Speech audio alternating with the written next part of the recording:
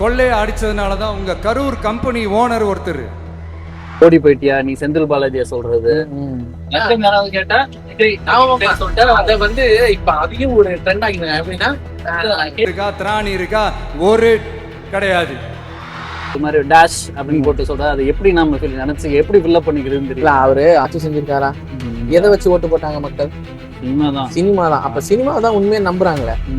பண்ண போராட்டம் தான் காரணமே தவிர இது வந்து தாவேக்கா மாற்றம் குடும்பம் எத்தனை மாசம் ஆகும்? இப்ப வந்து எத்தனை மாசம் ஆகுது? நம்ம 2 மாசம் இந்த 2 மாசத்துல எவ்வளவு செஞ்சிட முடியும்? பைத்தியக்காரங்க மாதிரி பேசுறாங்க, அதையும் நம்புறாங்க பாருங்க. ஆமா ஆமா நம்ம பொய் தான் அதிகமா போய் மக்களை போய் சேருது.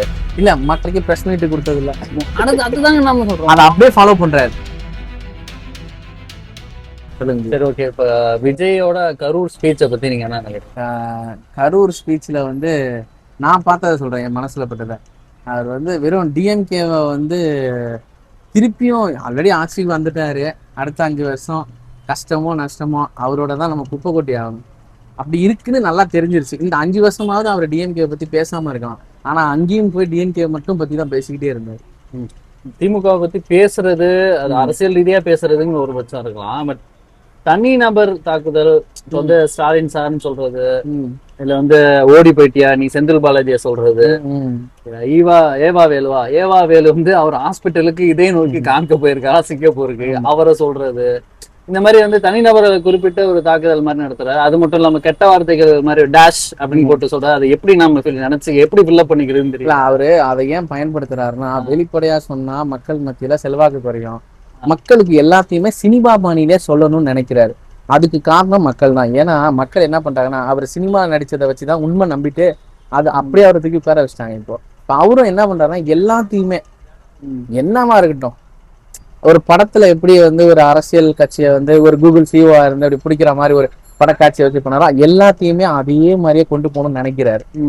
என்னை பொறுத்த வரைக்கும் இப்ப அவர் என்ன செய்யலாம்னா, சிம்பிளா ஆட்சிக்கு வந்துட்டோம், இனிமேலாவது அவனை இவனன்னு அவரு அடுத்தவனை பத்தி பேசுறதுக்கு வந்து இன்னும் அந்த தகுதி வரல. ஏன் நான் அதை சொல்றேன்னா, இப்ப ஸ்டாலின் சாரா இருக்கட்டும், இல்ல இவங்க ஏடிஎம்கே எடப்பாடி ஐயாவா இருக்கட்டும், இல்ல நாம் தமிழர் கட்சி யாரா வேணா இருக்கட்டும், எல்லாருமே பல வருஷங்களா கட்சி மக்கள் இருந்தவங்க அவங்களுக்குள்ள பேசலாம்.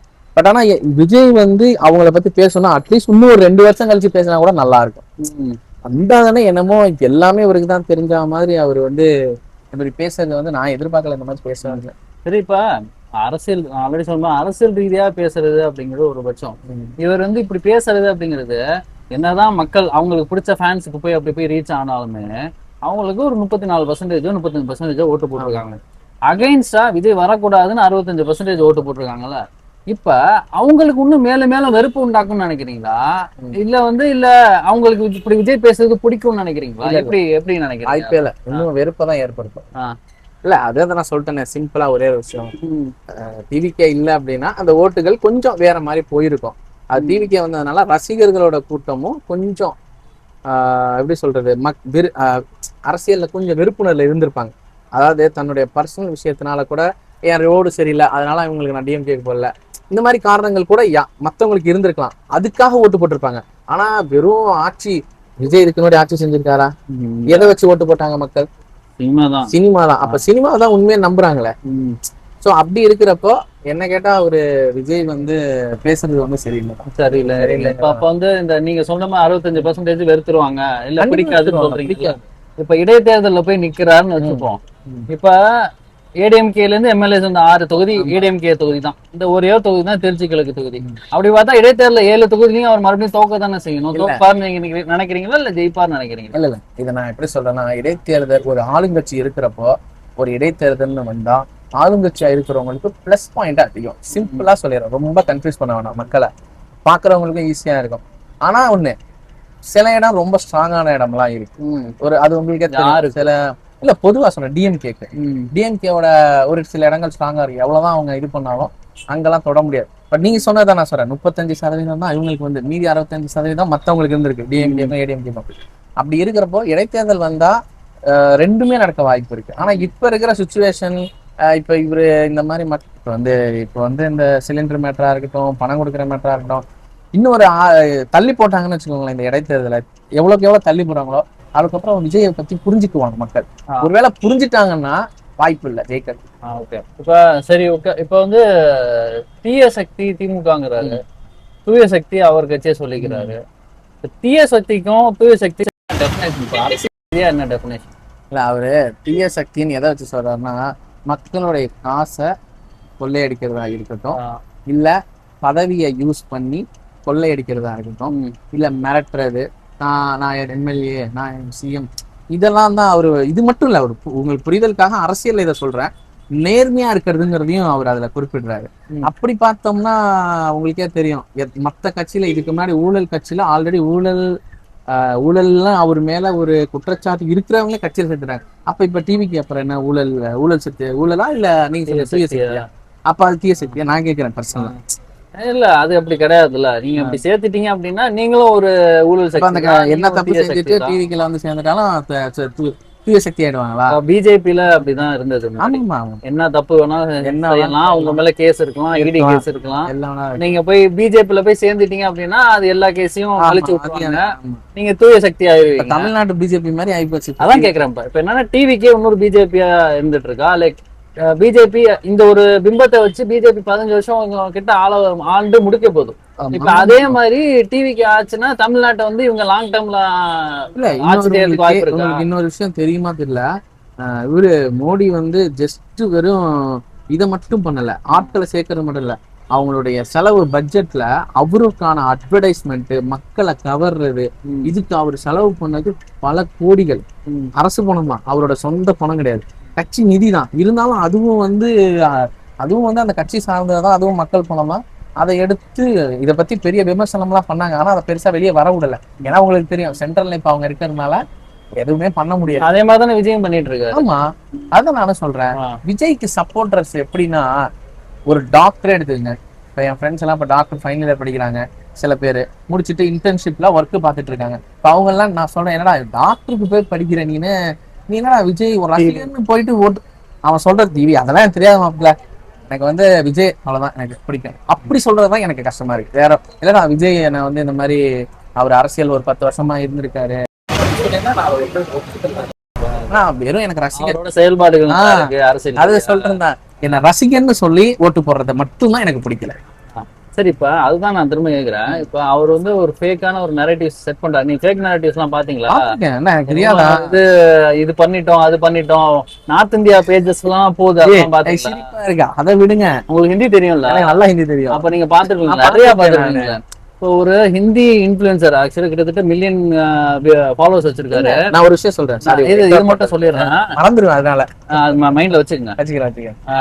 ஒரு ஹிந்தி இன்ஃபுளுசர் இருக்காரு, அவர் வந்து என்ன வீடியோ போடுறாரு அப்படின்னா, இங்க இருக்கிற உலமாக்களுக்கு வந்து இவ்வளவு வந்து ஃப்ரீ இது தராங்க, எலக்ட்ரிசிட்டி வந்து பள்ளியாசலுக்கு எல்லாம் ஃப்ரீயா தராங்க, இது வந்து முன்னில இருந்தே இருக்கிற ஒரு விஷயம் தான். ஆனா விஜய் வந்து தான் செய்யறாங்கன்னு அவர் பண்றது வந்து 5 மில்லியன் போகுது. பக்கத்து கடைக்காரர் இருக்காங்கல்ல, இவரை கேளுங்க, தமிழ்நாடு அதாவது அரசு போக்குவரத்து கழகம்னு இருந்தத தமிழ்நாடு அரசு போக்குவரத்து கழகம் போராட்டம் பண்ணது யாரு? நாம் தமிழர். ஸ்டிக்கரை எல்லா பஸ்ஸில் பாட்டி சொந்த தலைவல ஸ்டிக்கர் விட்டுனது இது எல்லாருக்கும் தெரியும். இந்த பக்கத்து கடைக்கார அண்ணனே என்கிட்ட என்ன சொன்னாங்கன்னா, பாத்தீங்களா ஆட்சி மாறணும்னே பாருங்க, அரசு தமிழ்நாடு அரசு. நான் சொன்னேன், அண்ணே இது வந்து விஜய் வந்து பண்ணல, இது நாம் தமிழர் கட்சி இருக்கிறப்ப போராட்டம்லாம் பண்ணி பஸ்ஸை நிப்பாட்டி ஸ்டிக்கரை ஒட்டி அனுப்புனாங்கன்னு சொல்லி நான் சொன்னேன். இதுல இருந்து உங்களுக்கு புரியுதா? இதெல்லாம் அவங்க பயன்படுத்திக்கிறாங்க. இது வந்து இப்போ வந்து ரீசெண்டா விஜயும் வந்து நிறைய பஸ்ஸஸ்ல இனாகரேட் பண்ணி வச்சார்ல, அதுல தமிழ்நாடு அரசு தான் போட்டு வந்துச்சு. அது வந்து திமுகவே அப்ப வந்து முன்னாடி வாங்கின பஸ் தான், அப்பவே வந்து தமிழ்நாடு அரசு திமுகவே ஆட் பண்ணிடுச்சு. திமுக கிட்ட ஒரு பிளஸ் நான் என்ன சொல்றேன்னா, அந்த திமுக ஆட் பண்ணதுக்கு காரணமும் நாம் தமிழர் தான். அதுதான் நானும் சொல்றேன், நாம் தமிழர் பண்ண போராட்டம் தான் காரணமே தவிர இது வந்து தாவேகா மாற்றம் கொடுமை. வந்து எத்தனை மாசம் ஆகுது? 2 மாசம். இந்த 2 மாசத்துல எவ்வளவு செஞ்சிட முடியும்? பைத்தியக்காரங்க மாதிரி பேசுறாங்க, அதையும் நம்புறாங்க பாருங்க. நம்புறாங்க பாருங்க மக்கள். ஆச்சரியமா பக்கத்து கடைக்காரரு யாருன்னு எனக்கு தெரியல. வந்து இப்ப முன்னாடி இருந்தாரு, இப்ப இல்ல அவரு வந்து நியூட்ரல் தான். அவர் வந்து அப்படி சொல்றாங்க, கடவுளுக்கு தான் வெளிச்சாங்க. நம்ம வெளிப்படையா பேசுறோம், ஏன்னா நமக்குன்னு ஒரு கொள்கையை எடுத்துக்கிட்டோம். இப்ப நீங்க வந்து எனக்கு இவங்களை பிடிக்கும், எனக்கு நாம் தமிழை பிடிக்கும், இப்ப அவருக்கு வேற ஒருத்தவங்களை பிடிக்கலாம், ஒவ்வொருத்தவங்களோட பெர்ஸ்பெக்டிவ் வேற. ஆனா அவரு நியூட்ரல் சொல்றாருன்னா சொல்ல விரும்பலன்னு அர்த்தம். அதுக்கு அர்த்தம் என்ன தெரியுமா? நான் நாளைக்கு கூட இவனுக்கு சப்போர்ட் பண்ணுவேன், நாளைக்கு அவனுக்கு சப்போர்ட் பண்ணுவேங்கிறதா அர்த்தம். உண்மையா இல்லையா? இப்ப வேற ஒரு குடும்பத்தை பாத்தீங்கன்னா அவங்களாம் டிஎம்கே குடும்பம் பாம்பாங்க, ஏன்னா அவங்கலாம் எப்படின்னா வெளிப்படையா சொல்லிக்குவாங்க. அவங்களுக்கு அரசியல் தெரியும்னு அர்த்தம். வெளிப்படையா நான் இவங்களை சப்போர்ட் பண்றேன்னு ஒருத்தவங்க சொல்றாங்கன்னா அவங்களுக்கு அரசியல் தெரியும்னு அர்த்தம். டிவிக்கு சப்போர்ட் பண்றது அரசியல் தெரியாது. அது எப்படி சொல்றதுன்னா அவங்களுக்கு அரசியல் தெரியாதுங்கிற வர அவங்க வந்து கொஞ்சம் மோகத்துல இருக்காங்க. அவங்க என்ன பொறுத்த நான் ஃபர்ஸ்ட் உங்கள்கிட்ட ஒரு வார்த்தை சொன்னேன்ல, அவங்கள தற்கூரின்னு திட்டுறது வேஸ்ட். ஒரே ஒரு வழிதான் இருக்கு, அவங்கள திருத்தறதுக்கு என்ன வழியோ அதை வேணா மற்ற கட்சிகள் செஞ்சா நல்லது. எப்படி திருத்தணும் சொல்லுங்க. எப்படி 2 மாசத்துல எப்படி இவ்வளவு பண்ண முடியும்னு சொல்றத நம்புறானுங்களா, அதை முதல்ல திருத்தணும். ஒரே நிமிஷம், நீங்க இப்படி கேள்வி கேட்கறீங்கன்னு வைங்களேன், அவங்க என்ன தான் இருக்கிறாங்க, டைரக்டா அந்த கேள்விக்கு பதில் சொல்ல மாட்டாங்க.